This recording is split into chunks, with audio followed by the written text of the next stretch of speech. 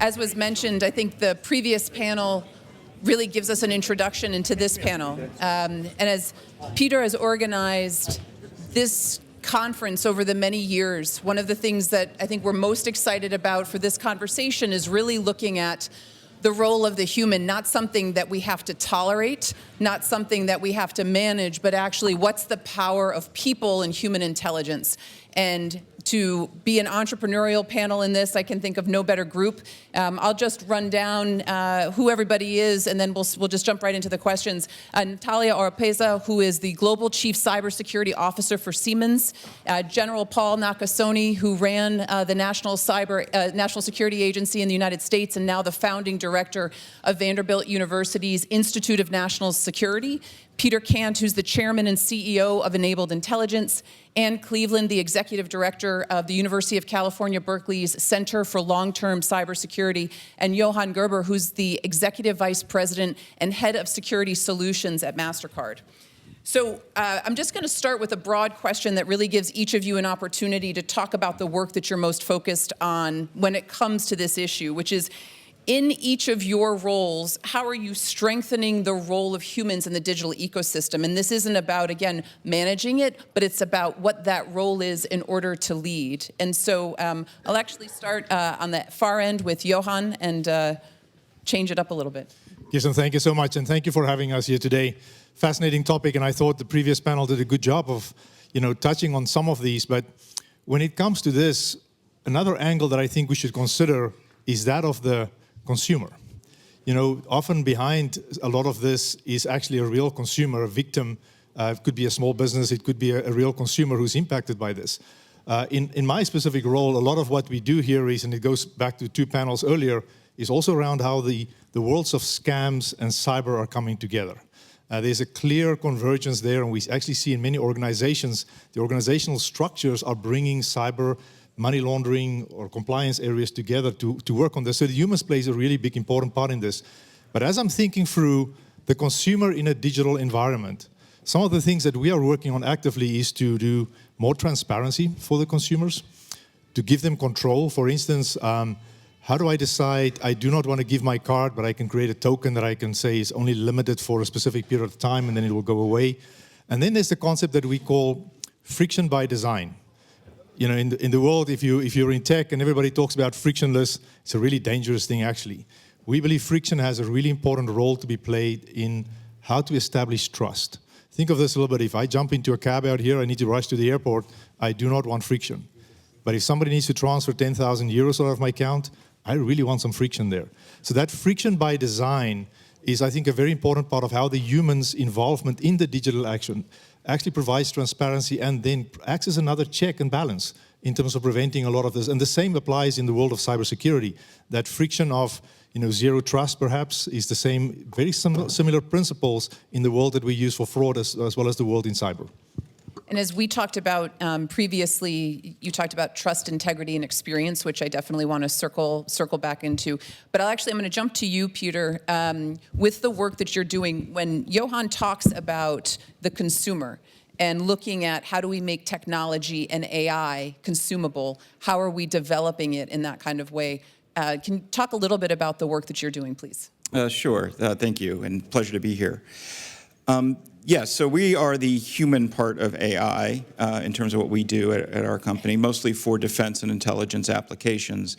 And what we are looking at is how do you make the AI tools useful, reliable, and accessible to humans.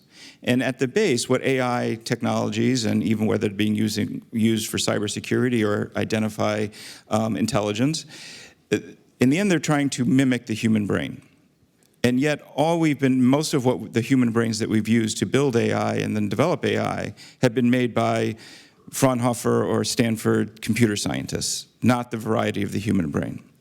So we start with trying to mimic or produce a workforce that's creating the source data that AI and tools are made from, and evaluating and testing and evaluating the AI answers or inferences with the broadest array of human mind types as we can. So we hire primarily a neurodiverse workforce, so everyone from neurotypicals to those on the autism spectrum and the like, and we use that entire variety of brain power and diversity to make sure that that data is reliable, comprehensive, and that the answers make sense.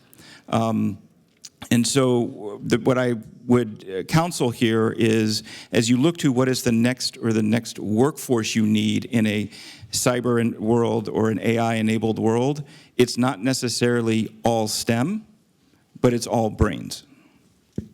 And when we talk about diversity of thinking, we're really looking at where are what is the spectrum of expertise, of aptitudes.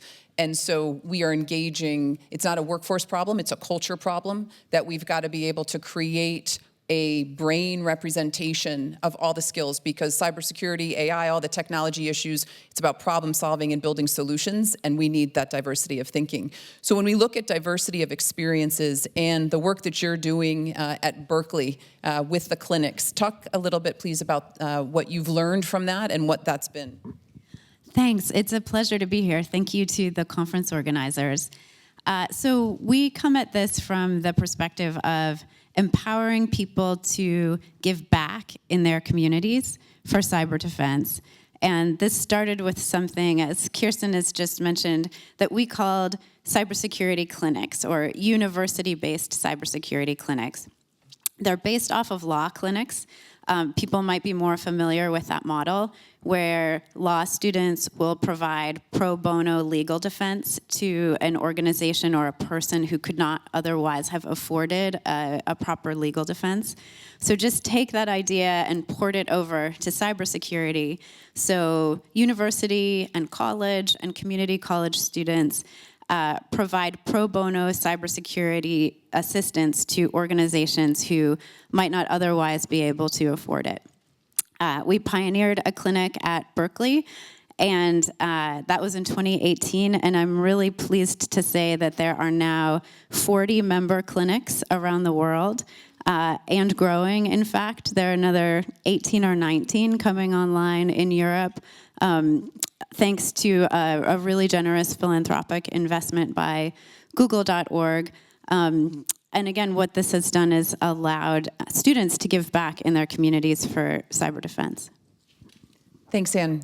General Nakasone, when you look at strengthening the role of humans in your ecosystem right now and the human-centric technology, there's a lot from both your experience as the director of the National Security Agency, but importantly, what's happening in the education system to prioritize. Can you please talk a little bit about what you're focused on right now? Let me join the thanks, Kirsten, first to you and to my fellow panelists. It was really nice to do our virtual meetings and just to hear all of you speak today as well. So after a little over 3 decades in uniform, I decided to do something radically different, go back to university. Now, for those of you that haven't been in the university recently, and you accepted, I would tell you things have changed a bit. Here's what hasn't changed. First of all is that critical thinking still matters.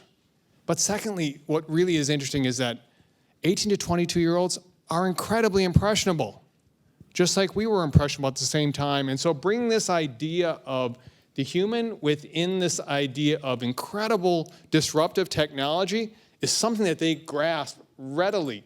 And so one of the things that we're very interested in doing is, I'm looking at the next generation of national security professionals. And the meme I use is, I want policymakers who can code and coders who understand policy. And you only do that with bringing the human back into this discussion. Thank you. And Natalia, you look at this, your work is focused obviously on cybersecurity, but you also have, as part of your portfolio, really how do you bring in people and the right people? And again, looking at this less from a workforce perspective, although that's part of it, and what is that culture that you're creating? Can you talk a little bit about the focus areas right now that you're most concentrated on? Yes, Kirsten, and In fact, the first question you did is what kind of role do humans play in cybersecurity? And I will say the most important one. Very often I get asked by my partners, what can they do for me? What kind of solutions can they develop for me, whether this is a SOC or a firewall or something. And I tell them, I think technology is not our problem, not even budget to invest. What I need is help to develop my team, my people, my company into agents of change and adapt the many technologies, one of them AI, of course, in order for us to be faster. So I need help to avoid silo thinking. I need help for people to stop developing a new wheel, reinventing the wheel every day. If that happens, the speed and the power that we can gain is tremendous. And of course, for us humans, for us companies to develop that kind of culture, and Kai, you mentioned something new, I will tell you something, that's going to take time. It's not going to happen overnight. We are not going to see the speed that we see in the exponential technologies. We have to invest now to have wins in the future, right? And we can talk later about how much time and why do I say this. Thank you. So if we agree that all organizations are social organizations, and I want to get into a conversation we had earlier about what is needed for success, where should we be focusing our efforts in empowering the role of humans in the future of technology and really being able to harness human intelligence? What needs to happen? I'll be happy to go first on this one, and I can talk probably for an hour on this, but I have... No red cards today. I know, no red cards today, but I think we need a workforce and we need to lean into how do we unlock the power that technology brings for us? And that, when AI started getting to the rise, a lot of our banks, a lot of institutions around the world invested so much. And I think then we got into this trough of disillusionment with the technology. And one of the outcomes was that AI still need experienced, well-trained human beings to get the best benefit out of the technology. And I think that's where, as we need to lean in, is how do we retool and re-equip our workforce to get the best out of technology, to get to the full potential that it has. AI has tremendous opportunity, and Jeremy said it well in the previous conversation. If I have an assistant, a digital assistant that can help me to interrogate the data, I can do so much more. It's how do I get to that more? How do we train our people? I do think, with all my respect to my colleagues here in education, I think we need a new way of training and a new contract with how we deal with universities. We send our people away for 4 years or 5 years, whatever, we bring them back. Things move so fast, I don't think we can afford that anymore. We need a better contract with government, with education, with private enterprise to continuously retool and re-equip our teams. And I think, Kristen, for me, that's a really, really important part that we need to lean in on. So if I might, just on that, let me share with you a story that is always kind of resonant in my mind. I think our people will master the technology. I see them master the technology really rapidly. But at the end of the day, there is a human interaction with like a decision maker, like the president or the prime minister or the secretary of defense or minister of defense, whatever that is, and they have to explain exactly what this technology has done in a way that that decision maker can understand it. Now, coming back to the university again, as I come back to this whole idea of the spoken word, the written word, the importance of being able to listen really effectively, I think sometimes we've lost a little bit of that. And, I come back to, I remember having a discussion with a very, very senior person about deliberate denial of service attacks. And then I thought to myself in my mind, I said, I'm not sure that this person reads his email on the computer. They probably print it for him, and he reads it every single day. And so that's kind of the world in which I still think we're going to live. And no matter what technology we have, that ability to have the conversation, to be able to impart on the person that has to make a decision exactly what is taking place, what the risk is, and what the options are, I think that's still very, very valid for us.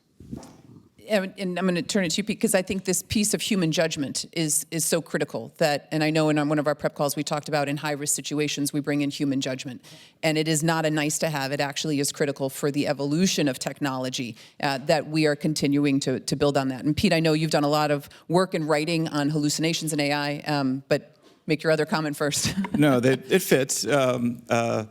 So thank you for that.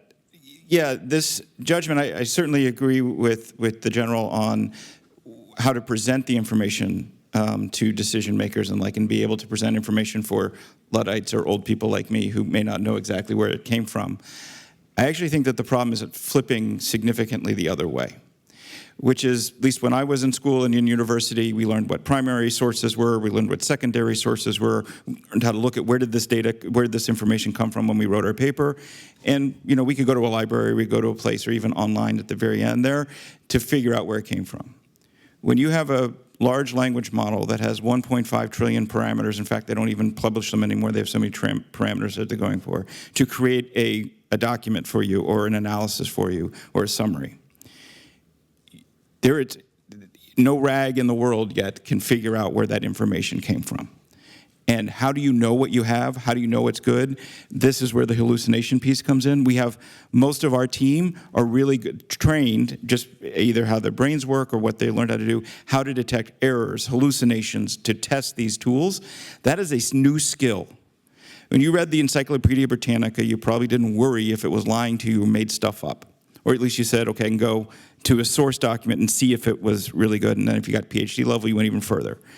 Now you can get something that looks really, really good, and it has fake legal references in it that look perfect, or patents, or information. How do you know what you have? I feel it's like the early days of cyber, when you got an email, it's like, hey, I do not come to you by chance. I have 50,000 euros in an account for you. And it took us a while to learn when to detect those sort of things, and we had to learn how, and my parents still mess it up. Now we have it where those emails do not sound so bad, or these things look really, really good, and they're relied on all the time, and detecting that requires a different type of education and more variety in how we think about things. Anne. Thanks. I want to go back to what you said about all organizations are social organizations. And I absolutely agree with what my fellow panelists have shared. But I think in organizations, you got to know who to call. You got to know who to pick up the phone to when something happens, and have it be someone that you trust. And so, again, coming at it from this idea that we want to empower people to give back in their communities for cyber civil defense, we're trying to scale up something with the Cyber Peace Institute that we call the Cyber Resilience Corps, with the idea that cyber volunteers can be a solution to this idea that people learn from social interactions. So imagine that you're a small nonprofit or a mom and pop business, and when you need help in cybersecurity, you know a cyber volunteer organization in your community that you could call. So it's an ambitious vision to kind of take the cybersecurity clinics and aggregate them at a much higher level of scale. But we have great partners working on this, including, I mentioned, the Cyber Peace Institute, DEF CON Franklin, who I think are here at this conference, the State Civilian Cyber Corps are amazing resources in the United States, as well as Undisruptible 27 and the NGO ISAC. So we're really excited about this and encourage you to check out the Cyber Resilience Corps. Thanks, Anne. Yeah, I wanted to come back to your story about communication, because that made me reflect about the kind of skills do we need to have in our needed talents in cybersecurity. I have to tell you, Kirsten, me as an expert in cybersecurity, I thought for a long time we needed to have experts, so we were looking for experts all over the globe. Now I realize exactly what you say. I mean, skills like communication, like resilience, like appetite for change. And most recently, I heard the CEO of Mistral AI, he was asked, what kind of people do you hire? And he says, well, not necessarily expert, but people with very low ego. Because those are the people who can bring other people together and accept other solutions and then be more powerful. So I think that goes back to our conversation yesterday when you asked me about the talents, where do you look at? I think we have to expand our thinking about what we need to have, and with that expanding also the pools where we can go and fish our talent. Kirsten, maybe just something to add to this. Diversity in thinking. So important for our workforce. You know, as a company, we operate in, I think, more than 200 countries. We've got offices in more than 80 countries. The diversity of thinking in terms of different people from different parts of the world, different ages, I mean, across all the dimensions of diversity, incredibly important. Collaboration with other companies outside of your own. We do a lot of work also with the Cyber Peace Institute, with the Global Forum on Cyber Expertise, to build skills, to bring that diversity, that external, I mean, an acquisition of like Recorded Future, bringing in that whole company with a new set of thinking of how to approach and how to think about cyber, how that permeates throughout the organization. People should not underestimate the power that that brings in terms of that cultural shift in how people think and interpret communication and so forth. I think it's incredibly important. That comes to the power of human. That helps us to provide better judgment with a better context setting versus my own little narrow world that I grew up in. And I think what's important about that in diversity of thinking, we talk a lot about that, but what does it actually mean in action? We've had some conversations over the last 24 hours about we have some static terms, and there's an urgency to really act. And if diversity of thinking is critical, then to your point, and I think as everybody has talked through, where do you go for it? How are you actually prioritizing it? What's the culture? And if this is important, then this has to be a priority for your organization, and it aligns with values. And so when we talk about the role of humans, what can humans do? They can scale, humans can cooperate, collaborate, and we've got to be able to move forward. So from each of your roles, what are the critical factors for progress? If we're in agreement on this issue about the power of human intelligence and the power of people, in where you sit, what are each of those factors? And I'll prompt, because we had in a pre-call this discussion of trust, integrity, experience, but please answer it from where you sit and what you're focused on. Whomever would like to go first. Maybe I do, and I go again back on culture, and I want to be very specific. I think we all companies need to have speed, agility. And in the case of cybersecurity, this has been for a long time a topic of governance and of centralized governance. And if we keep doing this with the amount of attacks and threats that we have, we will not manage. And therefore, we need to have people sitting in every responsibility thinking about what is it that I am going to do to secure my information, my SaaS solution, my AI solution, and so on and so forth. Because if not, we have risk. If we manage to develop that culture, then we will have managed to decentralize the risk assessment, and we will have managed also to speed up our company. So talking about elements of speed, elements of power, I will go definitely in that direction.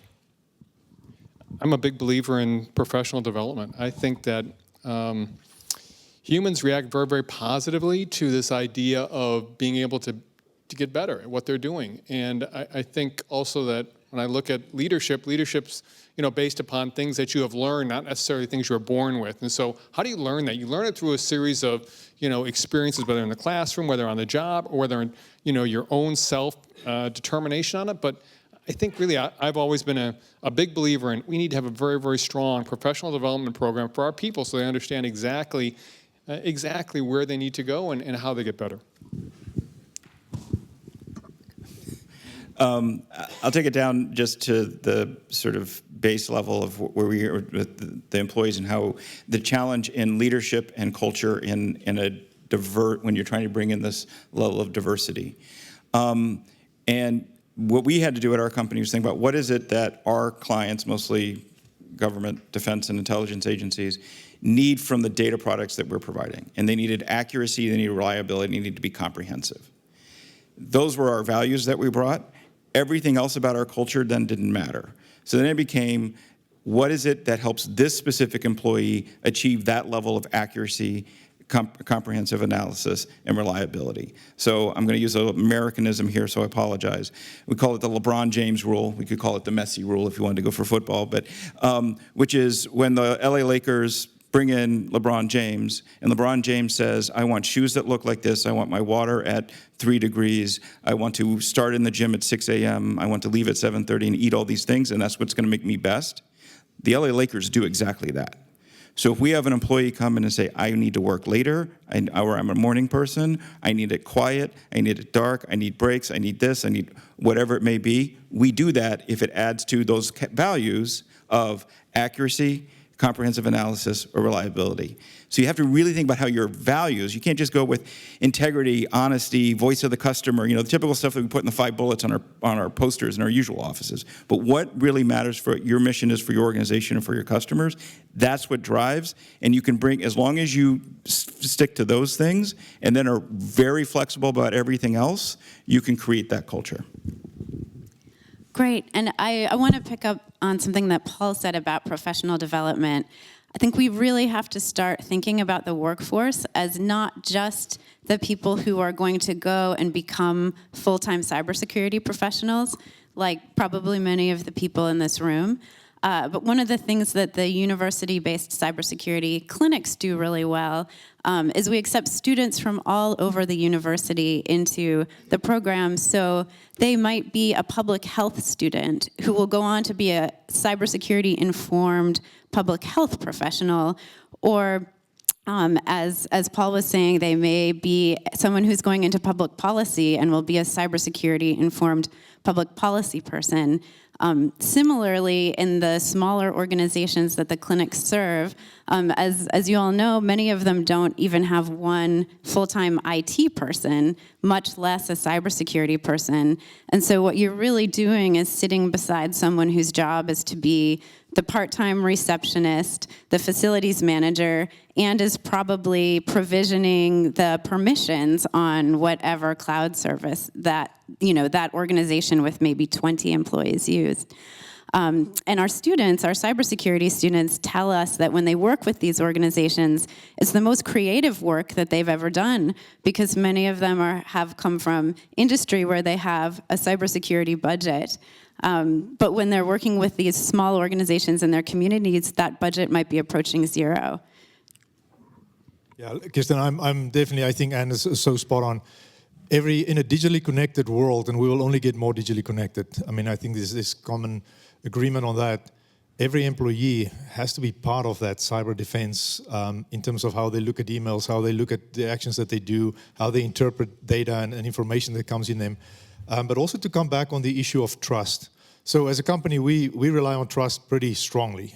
Just think of this for a second. If you walk out of here and you walk into a very expensive store and you want to buy some jewelry or some whatever it is, and you take out a card and you put it down there, you've got a business who's departing with their goods that may be thousands of euros based on the promise of something that you just showed them and tapped on a machine. So in that ecosystem, there are 2 fundamental pieces of trust embedded there. Consumer is not liable if something goes wrong, and the business will get their money. So trust for us is really important. And I had a big debate with somebody a week ago, a brand ambassador. It was interesting. And I asked him, so why is it, if you look at the definition of trust, it gets built up over time, repeated interactions, reliability in terms of the delivery of the social contract between the 2 parties. That's typically how we think of trust. But then I look at my kids, who will trust the first thing they see on social media. I look at somebody who just gets into an Uber car with somebody that they've never met or seen before.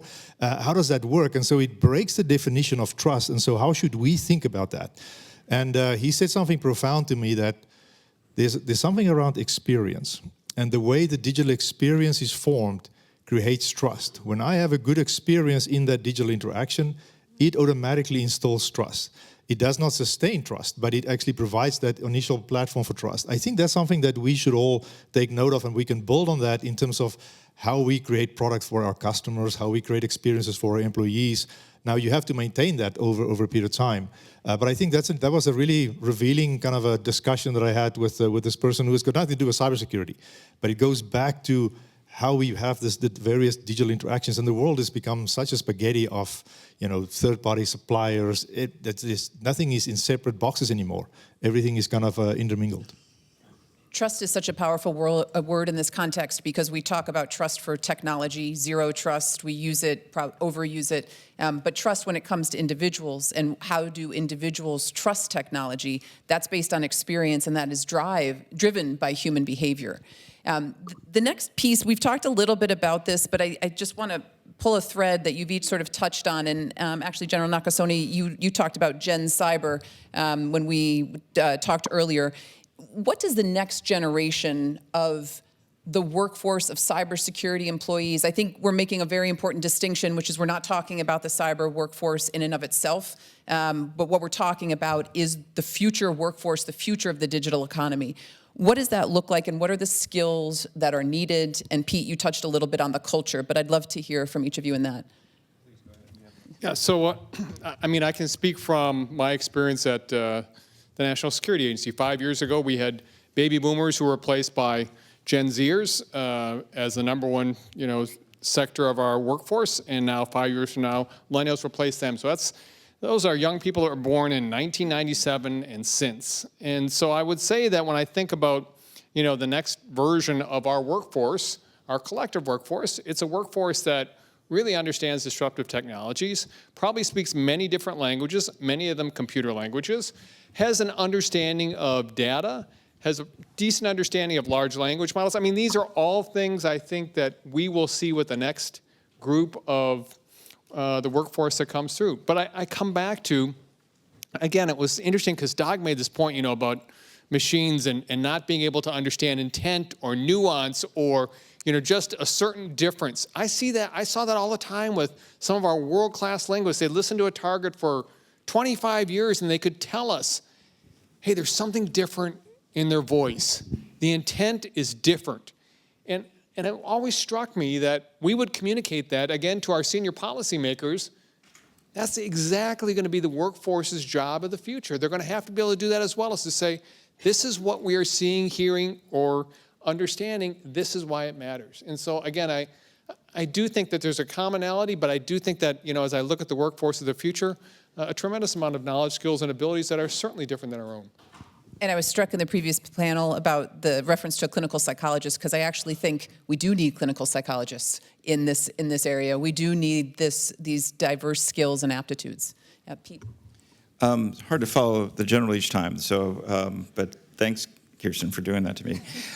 I just want to double tap or double down on what the general said, and I would say the one thing I would add to that is the workforce is going to come with these abilities inherent to them. They're going to, not only do they have the abilities inherent to do the coding or understand what the technology does, they'll come with that expectation that they will have ubiquity of information, that they will be able to access all these things, which is a certain issue in certain compartmentalized intelligence aspects.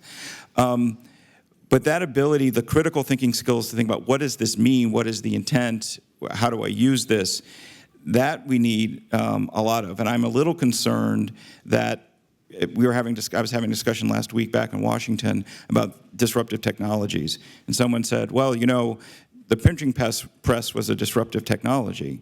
How does that apply to how AI would be? And I said, well, the way I think about it in that case is with AI is if we wanted to figure out how to intent or how to use AI, we wouldn't hire a whole bunch of people who just were computer programmers. If we wanted to figure out how to write a book, we wouldn't figure out a whole bunch of people who knew how to ink a printing press. Like, there's ways to make the technology and there's ways to use the technology. And as we keep going with each generation that comes in, they'll come in already understanding how the technology was made to a degree. We have to help teach them how it can be used. Sure. Well, so my next statement will be biased. I was an English major, and I always say, if I got into cybersecurity, anyone could do it. But I do hope that there will be a role for the liberal arts in this next workforce generation. I was speaking to the CISO of one of the large AI developers a few weeks ago, who was saying, once AI can do all of the automated detection, once you can outsource many of those, block and tackle cybersecurity tasks to an even greater degree than they are now, what we're going to need are philosophers, actually, to help us think through the values that should be behind the policies and the processes that we have in our cybersecurity teams. Yeah, Kirsten, if I paraphrase what I heard all my fellow panelists here are saying, it feels like we're going to need a paranoid artist with an engineering degree. Feels like, because if you think about the power of AI, and not just AI, but technology in general, about what that can do for us, the ability to create amazing new opportunities, you need that artist thinking. Where the dangers that lies in, do I understand the data, do I understand bias, do I understand hallucinations, all of the dangers that could come in, I cannot verify the 1 trillion parameters or sources where this is coming from, that paranoia. So we will need something where companies will need to have fundamental principles like governance, like privacy, embedded into their charters and how they bring up their employees, how they teach them and train them. I think that's going to be important. And then the engineering piece, of course, is what do I do with all these beautiful thoughts of how can I create the next generation of experiences or whatever it may be, or the next generation of security technology. And that's where you need the engineering. So it's going to be really interesting, but I think it comes down to a lot of critical thinking skills, a lot of adaptability to really make use of what's coming. And I think that becomes so important as far as what we're investing in, the aptitudes. When we look at it, because we're not just creating the workforce again, we're creating a culture that is driving technology. And the way that we manage that is by, again, harnessing the human element. As we look to wrap up, I do want to give each of you an opportunity, because you come from such diverse backgrounds and you've held such diverse roles. What is the takeaway for you from this discussion that you want to make sure that this group of thought leaders, policymakers, global leaders in technology walk away with as we think about not just the problems and the issues of today, but what we're really looking at addressing for the future and the urgency of the issue of technology and the human role? I'll start with you, Natalia.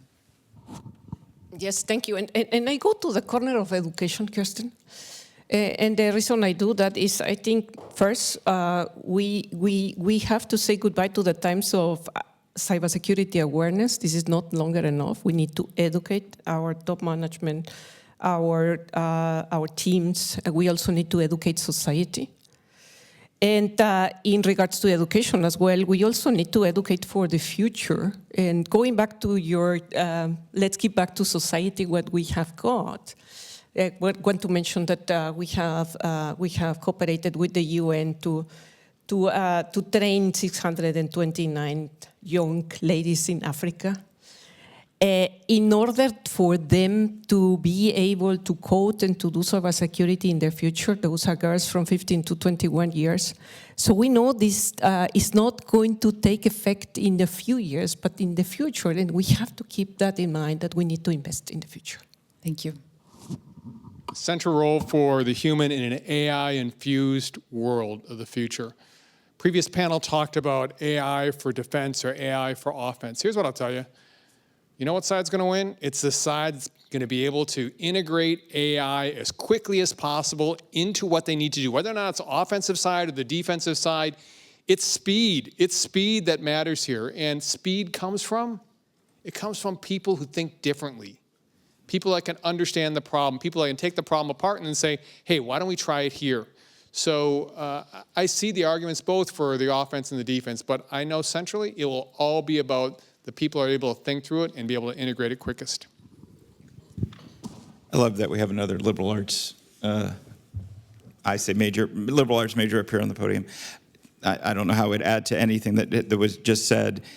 Humans do critical thinking better than any other organism that's ever been, whether it's a silicon-based or a carbon-based organism. And that skill is super important. We now have even more powerful tools to enable faster critical thinking. But what that looks like with those tools, those are the lessons, those are the skills that need to be taught and brought into our workplaces, into our governments, and into our policymaking.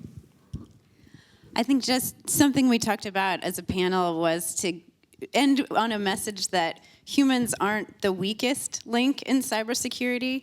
And if we can think about humans as agents of mutual aid, we can really strengthen the cyber defenses of our communities in ways that we haven't even begun to imagine yet. Yeah, Kirsten, I'm going to say my takeaway from all of this is that humans really matter. If you think about how humankind has developed over the years, we developed a technology that allowed us to automate a bunch of the mundane so we have more time to innovate and do more things and society progress and benefit from that. You cannot only invest in AI. We've heard so many people thinking that, AI can replace half my workforce, can bring my costs down. Those are all true, but it only works if you've got well-educated, smart people who can make that opportunity happen. That's how we will go ahead and get ahead. It's not one or the other. It is, you need both of them. So I think, and how you then think about the problem you're trying to solve, you're an offense or your defense, the types of cultures that you need to develop, the diversity in thinking that you need, because you also need to think about your attackers in the way they attack. If you have one type of workforce that's trying to attack or defend from a very diverse set of attackers, how do you do that if you do not have contextual background and insight into that? So I think it comes back to humans really matter, and I think it's worth investing in them, invest in the diversity of your workforce as well. And it goes to the piece that AI is really a tool. And that is a tool that's used by humans. And it's not, you're not going to lose your job to AI. You'll lose your job to somebody who knows how to use AI. And how are we empowering that? And we have the opportunity to be successful, to have the power because of diversity of thinking, because of diversity of experiences, because of diversity of disciplines, not in spite of them, which changes the argument around humans from an emotional intelligence perspective, an IQ perspective, and a cultural intelligence perspective. And that's what we're really looking at as we move forward. And I think we can harness this power through this interdisciplinary nature. And I am grateful to Peter and to this conference for stepping into this conversation, because it is an important distinction for how we're looking at things to move forward. And there's no better group of individuals right now and thought leaders based on your experience to be able to have this discussion. And I'm very grateful to each of you for this thoughtful conversation. Thank you. Thank you.